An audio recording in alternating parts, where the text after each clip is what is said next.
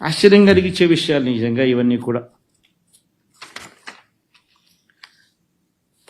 పల్నాడు విషయంలో కళ్ళు నిజంగా ఆశ్చర్యకరం, కళ్ళు నిజంగా పెద్దగా అవుతాయి అంత ఆశ్చర్యకరమైన ఘటనలు.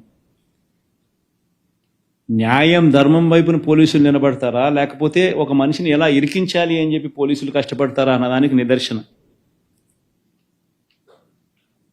రషీద్ ఇన్సిడెంట్ అయితేనేమి, ఈ ఆర్కే పిన్నెల్లి రామకృష్ణారెడ్డి విషయం అయితేనేమి, పల్నాడులో పోలింగ్ రోజు మొదలవుతే మా సీనియర్ నాయకుడు 5 సార్లు ఎమ్మెల్యే, 4 సార్లు ఎమ్మెల్యే, 9, 11, 14, 19 మంచి పేరు ఉంది కాబట్టి తను అన్నిసార్లు రిపీటెడ్గా 4 సార్లు వరుసగా ఆయన ఎమ్మెల్యే గెలుచుకుంటూ వచ్చాడు. బలవంతంగా అలాంటి వ్యక్తిని ఏకంగా ఇరికిచ్చే కార్యక్రమం. అంతకుముందు పల్నాడు జిల్లాకి ఎస్పీగా రవిశంకర్ రెడ్డి ఉండేవాడు. పాపం బాగా పనిచేస్తూ ఉన్నాడని చెప్పి ఆ రవిశంకర్ రెడ్డిని తప్పించేశారు. వీళ్ళు ఎలక్షన్ కమిషన్ను, వీళ్ళకున్న కేంద్ర ప్రభుత్వంలో వీళ్ళకున్న పలుకుబడితో బిందు మాధవ్ అని చెప్పి ఒకరిని ఎస్పీని తెచ్చుకున్నారు.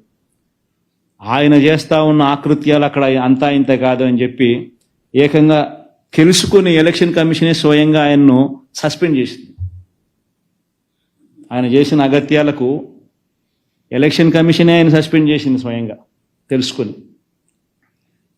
దాని తర్వాత అక్కడికి మల్లికా గర్గ్ని తీసుకొచ్చింది. ఎలక్షన్ కమిషనే నియమించింది మల్లికా గర్గ్ను. మల్లికా గర్గ్ ఏమో వీళ్ళ మాట వినడం లేదని చెప్పి ఆమెను ట్రాన్స్ఫర్ చేసేసినారు. చేసి అక్కడ శ్రీనివాసులు అని చెప్పి కొత్త ఎస్పీని తీసుకొచ్చారు. శ్రీనివాసులు అనే వ్యక్తి వచ్చిన 3వ రోజుకు రషీద్ అనే వ్యక్తిని దారుణంగా రోడ్డు మీదనే నరికేస్తారు. వచ్చిన 3వ రోజుకు